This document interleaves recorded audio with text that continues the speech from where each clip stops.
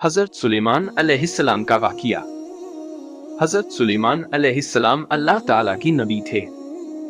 सुलेमान अलैहिस्सलाम दाऊद अलैहिस्सलाम की बेटे थे।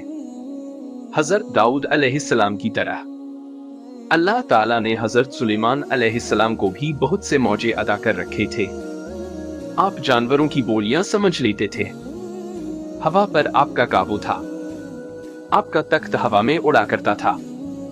यानी सुबह शाम मुख्तलिफ संतों को एक माह का फासला तय कर लिया करते थे। हजरत सुलेमान अलैहिस्सलाम की सबसे बड़ी खासियत यह थी कि आपकी हुकूमत सिर्फ इंसानों पर ही न थी बल्कि जिन भी आपके ताबे थे।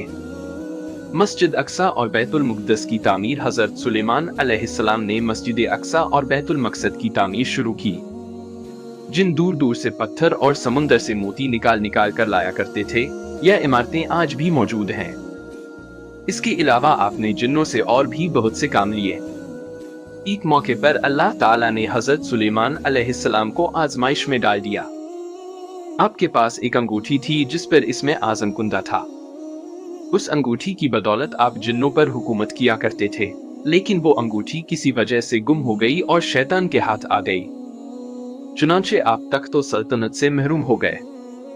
एक मुद्दत के बाद वो अंगूठी शैतान के हाथ से दरिया में गिर पड़ी, जिसे एक मछली ने निगल लिया। वो मछली हजरत सुलेमान अलैहिस्सलाम ने पकड़ ली। जब इसको चीरा गया तो अंगूठी उसके पेट से मिल गई और इसी तरह आपको दोबारा सल्तनत और हुकूमत मिल गई।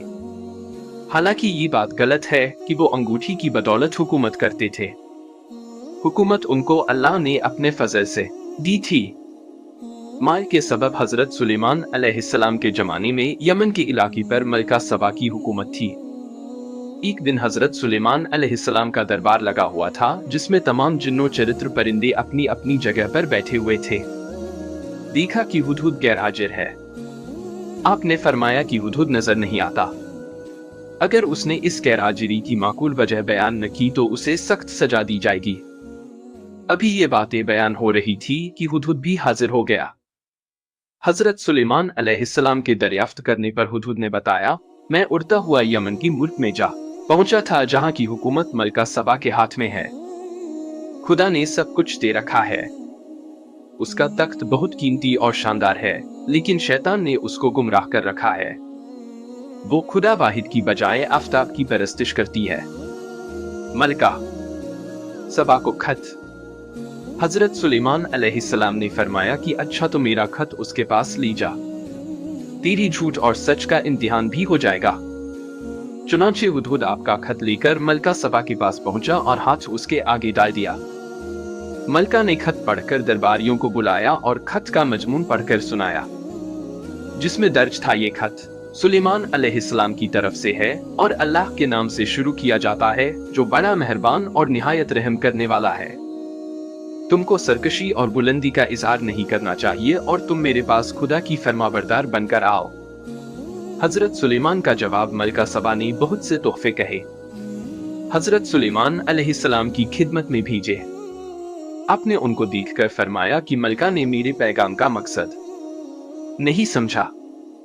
आपने मलका के फकीरों को देखकर फरमाया, तुम नहीं देखते कि मेरे पास किसी चीज की कमी है? ये तोहफे वापस ले जाओ और अपनी मलका से कहो कि अगर मेरे पैगाम की तामील न की तो मैं अजीम शान लश्कर लेकर वहां पहुंचूंगा और तुमको रुस्वा और जलील करके तुम्हारे शहर से निकाल दूंगा। जब कासिद हजरत सुलेमान अलैहिस्सलाम का पैगाम लेकर मलिका के पास गए तो उसने यही मुनासिब समझा कि खुद को हजरत सुलेमान अलैहिस्सलाम की खिदमत में हाजिर हो जाए। जब हजरत सुलेमान अलैहिस्सलाम को मलका की रवानगी का इल्म हुआ तो आपने फरमाया, दरबार वालों में से कोई ऐसा है जो मलका का तख्त यहाँ ले आए? एक ने कहा, आपके दरबार बर्खास्त होने तक मैं तख्त ला सकता हूँ और मैं अमीन भी हूँ। आपके वजीर ने कहा, मैं आंख झपकते तक इसका तख्त पेश कर सकता हूँ। बल्कि सबा का कबूल इस्लाम और जुई हजरत सुलेमान अलैहिस्सलाम ने मुड़कर देखा तो मलका का तख्त वहाँ मौजूद था। इस पर हजरत सुलेमान अलैहिस्सलाम ने अल्लाह का शुक्र अदा किया और फरमाया कि खुदा का यह फजल मेरी आजमाइश के लिए है, ताकि वह देखे कि इस हालत में भी उसका शुक्र अदा करता हूँ या नहीं। अब आपने हुक्म दिया कि उसकी शक्ल बदल दी जाए।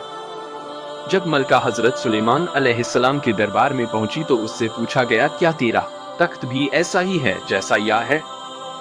उसने कहा, यह तो वही है मलका सबा ने हजरत सुलेमान अलैहिस्सलाम के पैगंबर नजाहो जलाल को देखकर दीन हक कबूल कर लिया। अस्वद सुलेमान अलैहिस्सलाम के पास 100 ज़ात थी, जिसका सबूत सही बुखारी की मुद्रा अल हदीस से मिलता है। अबू हुरैरा रजी अल्लाह ताला अन्हु बयान करते हैं, सुलेमान बिन दाऊद अलैहिस्सलाम ने कहा, आज रात में 100 औरतों के पास जाऊंगा। हर औरत एक बच्चा जनेगी जो अल्लाह ताला के रास्ते में कत्ल करेगा। तो फरिश्ते ने कहा, इंशाअल्लाह कह लो। उन्होंने ना कहा और इंशाअल्लाह कहना के हुक्म से जिन्नों की एक बड़ी जमात बड़ी बड़ी इमारतें बनाने में मसरूफ थी। सुलेमान अलैहिस्सलाम की वफात का वक्त आ पहुंचा। आप एक लाठी के सहारे खड़े हो गए और इंतकाल फरमा गए। जिन्नों को आपकी मौत की खबर न हुई और वो अपने काम में लगे रहे। आखिर एक अरसे के बाद जब उनकी लाठी को दीमक ने चाट लिया तो वह बूढ़ी होकर टूटकर गिर पड़ी और हजरत सुलेमान अलैहिस्सलाम जो लाठी के सहारे खड़े थे वह भी गिर पड़े। उस वक्त जिन्नों को मालूम हुआ कि हजरत सुलेमान अलैहिस्सलाम तो मुद्दत से इंतकाल कर चुके हैं। आपका मज़ार 3 जगहों मौजूद है, मस्जिद अक्सा, बैतुल मुक़द्दस, फलस्तीन बहीरा, सीरिया, फलस्तीन, किर्गिस्तान। हजरत अली अलैहिस्सलाम। कुरान मजीद की 2 सूरतों में आपका जिक्र है। सूरह इनाम की आयत 85 में हजरत जिक्र अलैहिस्सलाम, याहिया अलैहिस्सलाम और ईसा अलैहिस्सलाम के साथ आपका नाम आया है और कुरान ने चारों को सालेह कहा है। सूरह शहजाद आयत नंबर 123 में आपको रसूलों में शुमार किया गया।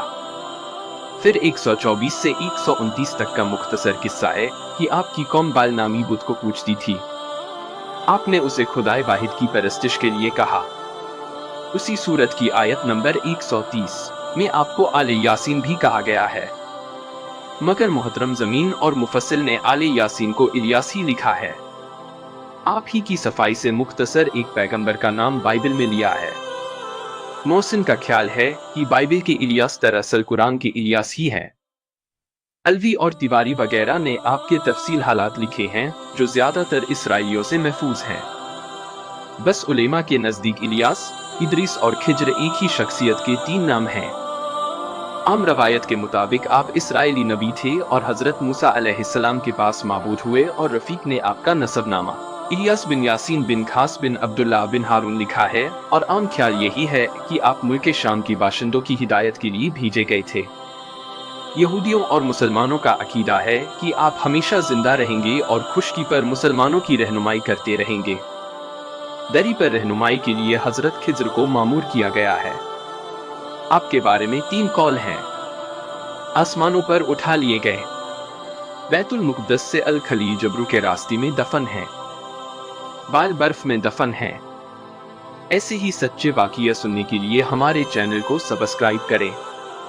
अस्सलामु अलैकुम।